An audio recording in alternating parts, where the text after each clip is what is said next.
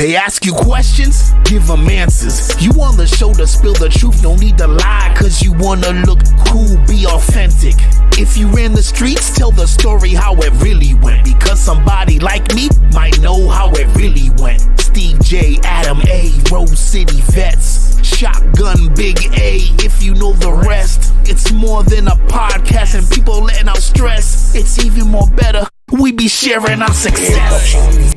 1 year to the day that I said I wasn't going to waste my life another year, another minute doing drugs. And honestly, you know,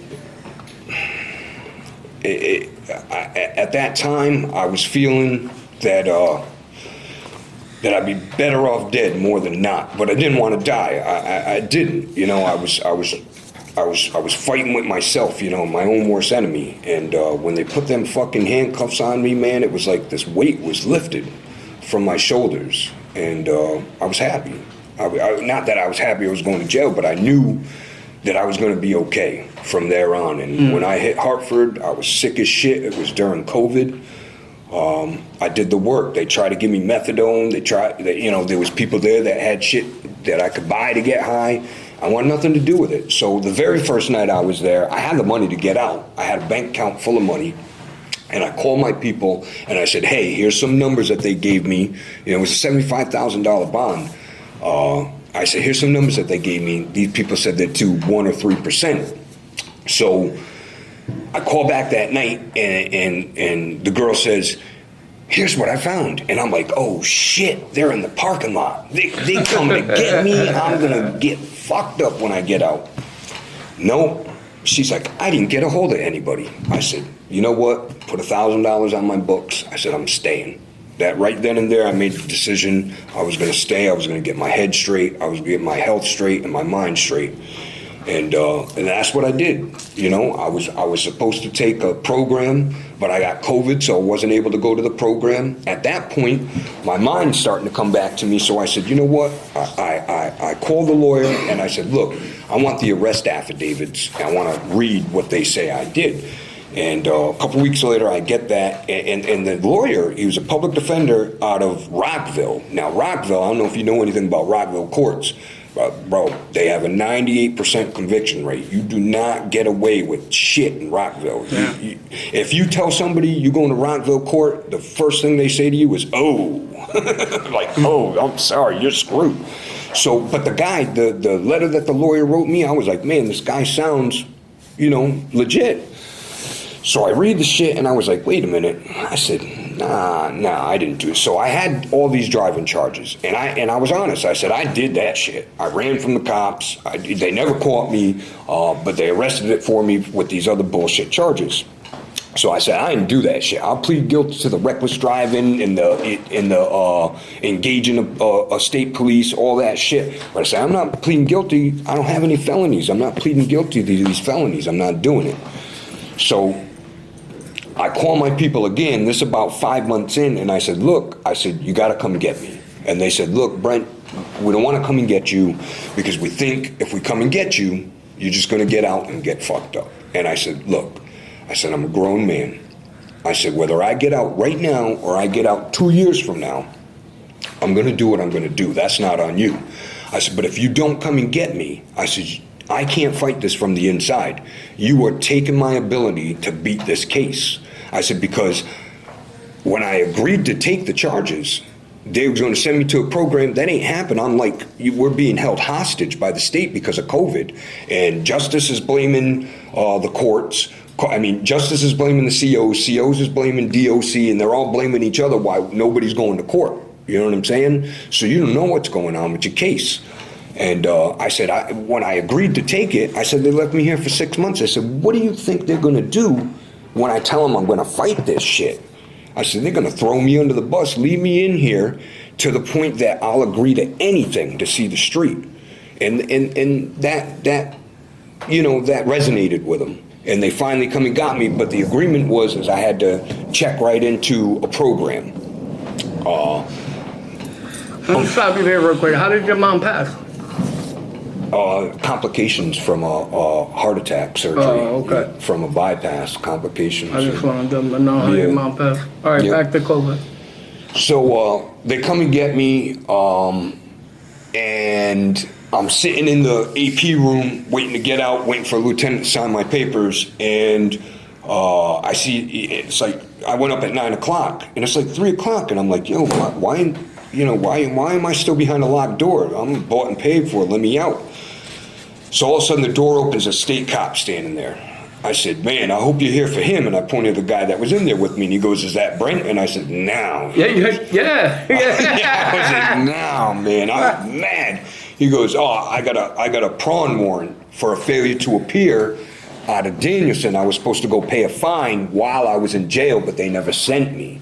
So it was their thing, and I knew about it, and I had contacted the lawyer. They had they filed the motion to, I don't know, whatever the hell they call it, dismiss the failure to appear, but it hadn't gone through yet. So now I paid $5,600 to get out on the 1st, and I had to pay another $1,800 at the police department. So now my bank account is taking a hit because I had about $10,000. You know what I'm saying? So it's late. The Hartford State Cop, they brought me to 100 Washington Street, where the state police department is. And he was cool. He said, man, he goes, your bondsman's already at the police department. I'm going to get you filed through. He's like, and get you right out, right? So now I get out there. Guy was real cool with me. I get out, and I'm like, look, bring me to Blue Hills, IDRC. It's a walk-in program, drug program. At this point, I'm sober for 6 months. So, I mean, problem is the only place I got to go ain't gonna keep me sober for long. And I got a bank full of money. So I said, bring me here. He brings me and he drops me off. And I'm like, I start walking down the way and I'm like, yo, this isn't even the place. It was like a school or something, right? And they're like, oh, so I have no clue where I'm at, middle of Hartford. All I knew is how to get back to Broad Street, and I'm hoping that on the way I see some of my people and I just use a phone or something like that. So here I am, I got a sweatsuit on, Under Armour's on my feet, and a clear bag full of all my shit, right? And people are stopping, saying, welcome home, yo, you need anything, this and that. And they were serious too. They give me a couple of bucks. I'm like, no, I just need to use a phone to get a hold of my people, have somebody come and get me, right? It's about 35 degrees out. This is, I remember if it was April, it was the end of April. It was like 35 degrees out, right? So now I'm hoofing it. And I don't see anybody. I make it to the gas station at the corner of Broad and Capitol, and this cat sees me and he's like, yo, my man, you okay? He was like, you straight? And I was like, bro, I just need to use a phone, right? So he lets me use his phone. I call my brother. My brother says, yo, he goes, my girl ain't home from work yet. I'll see how she feels when she gets here, and maybe we'll come and get you. And I'm like, I ain't got no coat, nothing. So I'm like, I'm not trying to, get nasty with him. So, I'm like, okay. So then I asked the dude, I said, yo, is there a shelter around I can at least go warm my hands or something like that? And he's like, yeah, on 200 Washington Street. I was like, man, I just came from Washington Street, right? So sure enough, he gives me a ride over there, and dude, it's in front of the police department. Like, I'm like, you kidding me, right? So I knock on the door. They're like, no, we're filled up. And I'm like, look, I said, I just need to use a phone and warm my hands up. And they were like, all right, we got you. So I go in, they bring me upstairs, and the gentleman says, it's a school is what it is. And we're in the auditorium, so he's kind of busy. I can't use the phone yet. So I start setting up cots for the homeless people. You know what I'm saying? He comes over and he goes, here's the phone. And I call my brother. My brother's like, oh, yeah, give me the song and the dance. And I'm like, I'm trying to maintain my composure because, I don't want to freak out in this place. So I hang up, and the guy comes over to me and goes, look, he goes, it sounds like you didn't have any luck. He goes, we're going to put you up in Cornerstone. And I'm like, what's Cornerstone? He's like, oh, it's the Red Roof Inn in Rockville. So they put me up in a hotel for the night, and I'm like, oh shit. Now the problem is Hartford County kept my wallet. It was in storage, so I didn't have my debit card, no phone, no nothing. I had plenty of money, but I couldn't get my hands on it. So I'm trying to call the people who have control of my money at this point to see what they can do for me, and nobody's answering. So I go over to the Red Roof Inn, and my people find where I'm at. They come up the next day, bring me, go get a phone. And at this point, I'm like, I know my debit card number, so I'm going to try to put it on the phone so I can do the pay thing. Come to find out, because I bought this cheap-ass phone, even though it has it, it's a cheap-ass phone, so it's not activated. So I can't use the, Apple Pay or Samsung, none of that shit. But I can call restaurants and be like, hey, here's my card number over the phone, and go pick up food. And that first night, dude, that I finally got my money, man, I had pizza, Chinese, prime rib on the same fucking night, you know what I'm saying? And then I go to Blue Hills, IDRC, 500 Blue Hills. They get me all checked in, and I'm like, cool, I'm gonna get this done. And they give me a drug screen, and they're like, you're clean. And I said, yeah, I kind of told you that, I've been clean for 6 months. And they're like, oh, no, you got to come back when you're high.